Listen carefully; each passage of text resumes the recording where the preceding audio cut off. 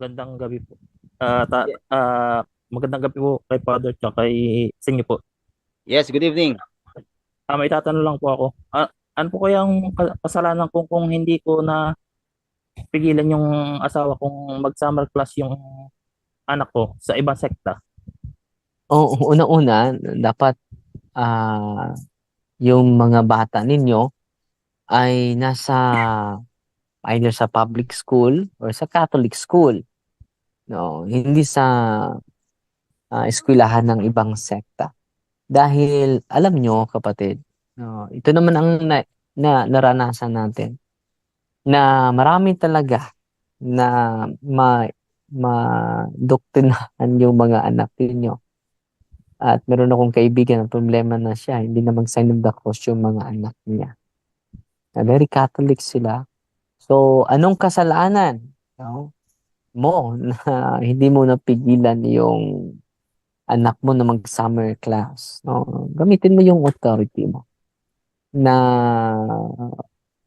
doon mag-summer class sa Catholic school, hindi sa ibang sekta. Para hindi ma-poison yung utak at isipan ng anak mo. Dahil Bali, dahan-dahan para yang ano, para yang kung merong mga daga dito sa ating paligid, ah 90% para mahuli mo, matrap yung daga. Kukuha ka ng 90% na pagkain o 10% lang na rakumin ang nilagay dyan. So 10% lang na poison, pamatay na yung mga daga. Yun din ang ginagawa ng mga ibang sekta. No? So mag-ingat ka, kapatid. So ang kasalanan, anong kasalanan mo?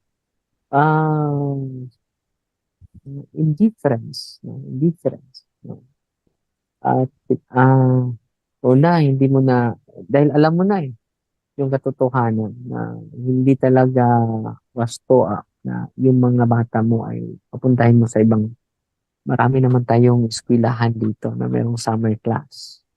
So, kung gusto mo, turuan mo yung bata mo para may foundation siya kahit saan pa siya pupunta at kahit saan pa siya kahit saan pa siya ah, dadalhin sa tadhana, no?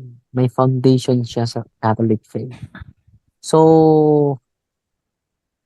ano ba yung kasalanan mo? Sa pag dahil hindi mo naman gusto, no? Pero yung meron namang mga anak na matigas ang ulo. Pero dahil kung ginawa mo na lahat, pero hindi mo mapigilan yung bata, meron namang mga bata na matigas ang ulo. Meron din silang sariling rason. Tayo din ay merong ah, sariling. Pero Father, hindi mo, bali yung nanay po ang may gusto. Na, yung asawa mo ay hindi Catholic? ay Catholic po. Hmm. Eh, ko na lang po ba? Napasama lang po bawari ko doon sa katrabaho ay gusto doon sa ganong sekta. Seki bawal yun. Hindi At then, Catholic yun. dahil hindi mo dahil nandyan na yan, nakapasok na yan, so, na-enroll na, di ba? So, ang Hindi po. dapat, Tinigilan ko. binigyan mo na. Oh, Okay na. nagtalo po kami ng asawa ko. Ang kasalanan, ah, yung pagtatalo niyo, yun yung sins ng puyo. Kapatid. So, Hmm. wala ka ng kasalanan mo. So, kung meron na lang, ganyan lang, dahil yung pagtatalo ninyo. Pero, Ano dapat po yun? I-confess ko pa po yun. Eh, katatapos ko lang po mag-confess. yung mga binyang kapatid, pwede yun makuha during Mass. Yung sasabihin Mm. ng pare, upang tayo ay karapat-dapat na worthy tayo sa ah, pag-celebrate ng lumalang misa, confess our sins, act of contrition. So lahat ng mga venial sins po dyan ay nakakuha, napatawad. Huwag ka lang magpalit sa misa. Mm. Sige po.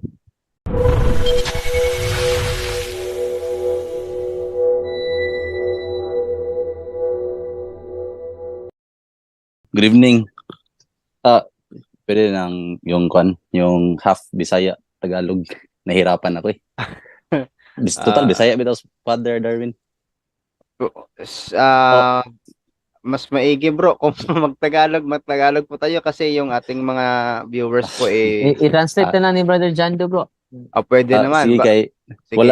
wala hindi ako yung naglaki yung mag-Tagalog talaga ba. Kasi Ah. tapos diretso ako dito sa Japan.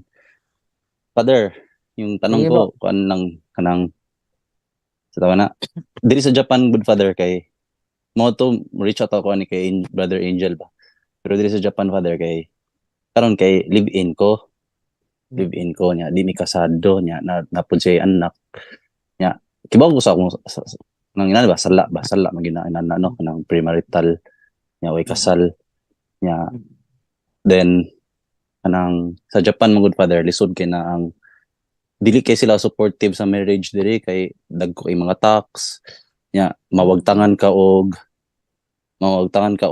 sa mawala ka og kanang tawagan ako domot yate buskate, mawagtangan ka og mga support from the government ba if magpakasal ka, if nakikasal. Then at the same time pod, dili mi pa religion, father, dili mi pa religion. So kibaw jud ko sa akong nana nasala gyud. So unsa may dapat buhaton ako, father. Then at the same karon mangod same mi og balay, kay syempre nagkamahal man gud ang abang diri. Lisod ang kinabuhi, no? Tagalogin natin, Dre. Sige, Ay, Brother Janjat, Jando. salamat. Nandito sa Ang Bajante. katanungan niya, siya po ay nasa Japan ngayon sa kasalukuyan, no? Sila po ay kasal ng pinakasama niya doon na may anak din. Pero, Dili pa mi kasal. hindi pa sila, sabi mo, civil. Dili kanang live-in. Live-in lang. Live-in. May kalibin.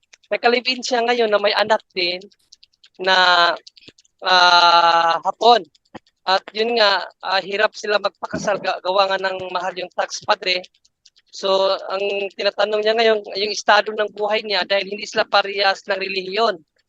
So, probably ang katanungan niya, siguro, ano yung status ng kanilang bilang magka-live-in ngayon, anong status nila?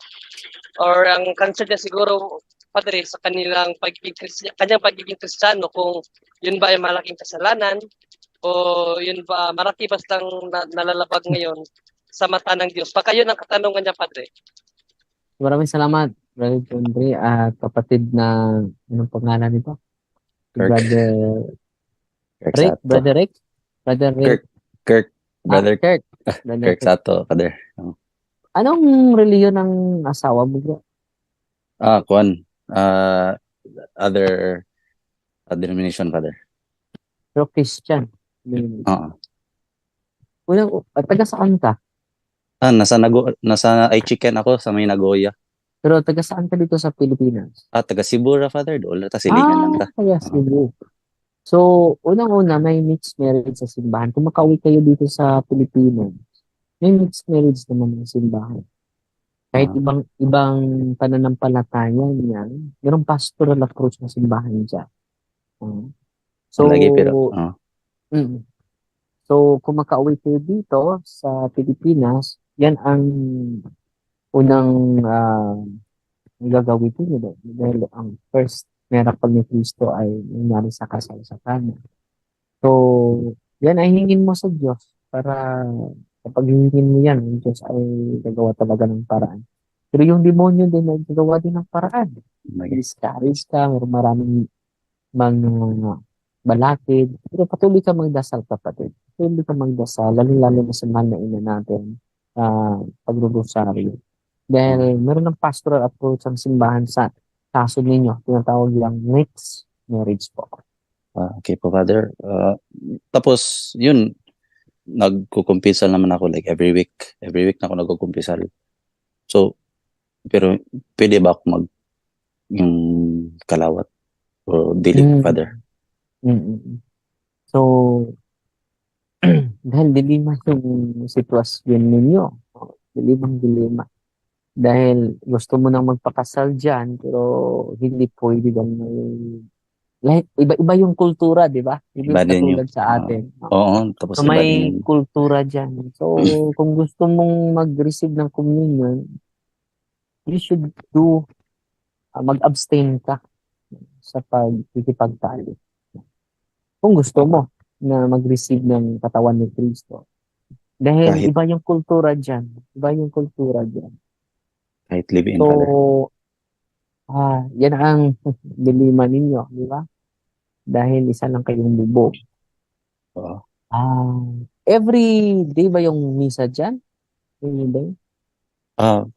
Malayo yung pinupuntahan ko, Father. Every 1 hour papunta sa church sa Nagoya Cathedral sa Nunuike St. Peter Parish. 1 hour every Sunday. Tapos sumali din ako sa choir at Bible study kahit English or Filipino, sinasalihan ko. Wow. Lahat Grabe talaga yung, sinasali. grabe na yung conversion mo. Dahil sa yung disposition mo, grabe na yung disposition. Di ko mahimutang ba? Sacrament of confession. Dahil nandagdagan yung mga kaalaman mo. Patuloy ka magdasal at pwede ka naman magsagawa ng spiritual communion. No? Pwede ka magsagawa ng spiritual communion. Kailan ka uuwi sa Pilipinas? Kuwan, Father, good news day. Uuwi ako ng August 9th sa Pilipinas. Tapos plano ko August talaga 9. diretso dyan sa Bohol. Nandyan Pumunta ako din sa nandyan ako sa Cebu 21 to 25. Sige po, kasi tamang-tama, 3 weeks din ako sa Pilipinas, tapos babalik dito. Mahirap talaga yung buhay, Father, pag medyo Pwede tayo mag-aya. magkita. I-bless ko kayong dalawa. Sige po, try ko, Father. Okay? Kasi, sige po, Father, thank you. Magkita Father? tayo at i-bless ko kayo.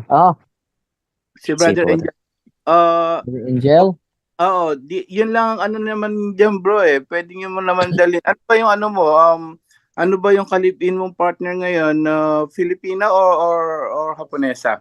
Filipina po, pero ayaw talaga niya muna magpakawan ba? Kasi pagpakasal ka, mawawala yung support sa government talaga. Like, literal mawala. Tapos maghihirap ka. Financial reason. Financial. Economic reason. Tapos, yun. Yun lang talaga.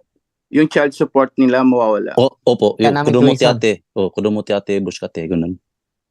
So Tapos kahit yung na, single parent na discount sa government. So kahit na sa Pilipinas kayo magpakasal, Malalaman talaga Tama. kasi pagdating dyan sa inyo. malalaman yan tapos makakasuhan ka pa. Bro, i-bless ko kayo dalawa this coming August. Sige po, salamat Kita tayo po, sa Father. Cebu. Communicate ka lang ni Brother Jando, okay? Sige po, Father. Lagi naman ako communicate. Parang hindi binabasa eh. Kaya Brother nagdo-donate Jando, na lang ako. Sister Idna. Nagdo-donate ako ng stars para mabasa yung pin comment. Pero sige lang. Punta ka ni Sister Idna or ni Brother Roman. Sige po, Father. Thank you, Father. God bless. Thank you God talaga. bless. Sige, Yan. thank you. Okay, maraming salamat Kirk Sato ng Japan.